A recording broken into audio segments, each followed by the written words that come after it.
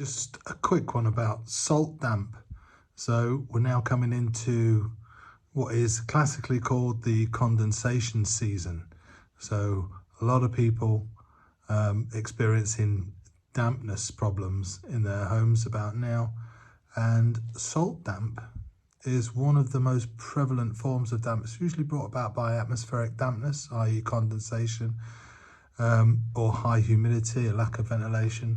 So it manifests itself in many ways, mostly random damp patches around a property on internal walls, and where there is metal, there is problems with what we call thermal bridging or cold bridging.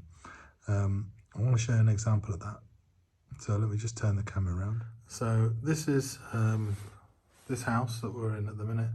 Had problems with patches of dampness, as you can see, salt coming out of the substrate, and this is one of those areas. But this is interesting, really, for one reason, and it shows you what I'm talking about. What we've got here is we've got a socket, and as you know, or may not know, sockets have these steel back boxes. So you've got an external wall here. This is an external window wall. So we've got a cold wall to begin with. Now that's quite normal. Most external walls are the colder walls. But then we've got inside here a piece of metal, and that's embedded in the wall. So that's metal making that already cold wall just a little bit colder again.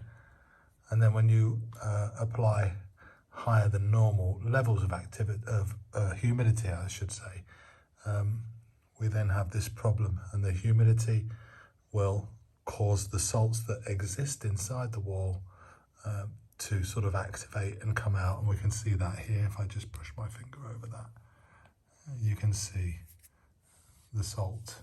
And indeed, inside the actual box, there's salt forming on the inside. And this box isn't too bad at the minute, but I've seen them much worse than this, where they're almost rusted into just a pile of dust. And that's when people start to experience problems with breakers shutting down, switching off electric, even arcing sounds coming from the sockets. So just wanted to share that with you. So this is that same socket now, with all the plaster and the render removed back to the brick. Unfortunately, that's the only way to actually get rid of that saltiness, is to go back to the brick. So we'll be using a lightweight renovating backing plaster on here and a regular skim.